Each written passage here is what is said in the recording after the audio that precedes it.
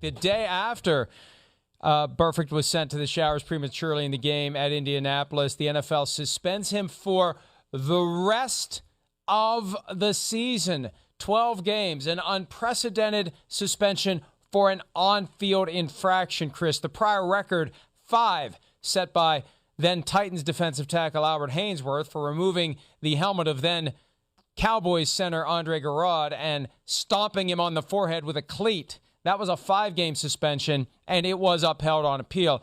This one, Chris, I don't think they care if it's upheld on appeal, and I don't think it will be upheld on appeal. Right. It is too much in light of what his past history. The whole idea of progressive discipline, you punish someone, and if that doesn't work, you punish them a little bit more, and if that doesn't work, you accelerate it by small amounts. You don't go from a 3-game suspension to a 12-game suspension. Actually, last year, they didn't suspend him for a couple of illegal hits against the Steelers because they were concerned it was going to get overturned, and they didn't want a message to be sent to all of the locker rooms that they were overreaching. This year, they don't care if they're overreaching. They want Burfict off the field, and I think it's going to be cut to 6 games, 8 games, maybe even 4 games, and I don't think the league cares. They wanted that full news cycle of the message being sent that they are not going to tolerate this guy. Yeah, no, they can't tolerate it. Not this day and age. Football's under assault right now. I mean, people are looking at it as barbaric enough. I mean, I've talked to you a million times about, my kid's playing his first year of tackle football, and I got parents all the time asking me about, like, oh, are you worried? Are you, So this is an issue, and the NFL's trying to clean up the game, and Vontaze Burfict, there's no room for it anymore in this current day in the NFL. There really should never have been a room for it with that type of play. When you see, I'm all for physical football, taking it up to the edge, I get that. But that's like reckless launching at a guy's head in a situation where, hey, I know we're trying to be physical. He's on a knee. You still could have lowered your shoulder and put your shoulder into his chest or something like that. But he intentionally lowered the crown of his helmet and tried to explode through Jack Doyle's head. I mean, that's what he tried to do.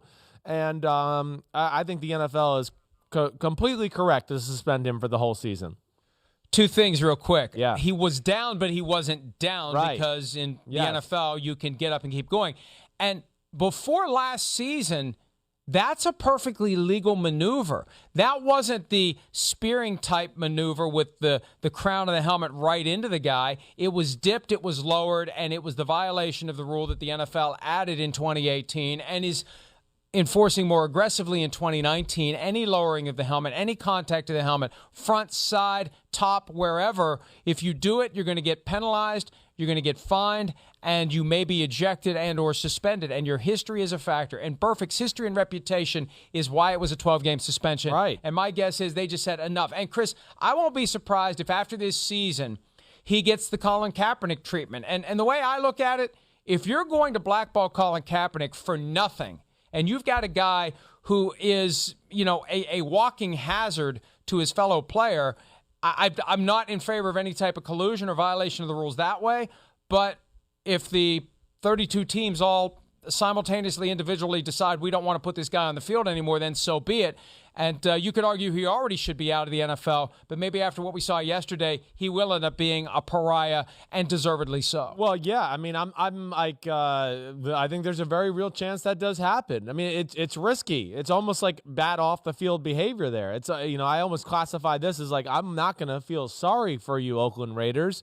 You took a chance on a guy that we knew always did this type of stuff, and we knew that if he had one more infraction, that it would be this type of thing where it could be a long, long suspension.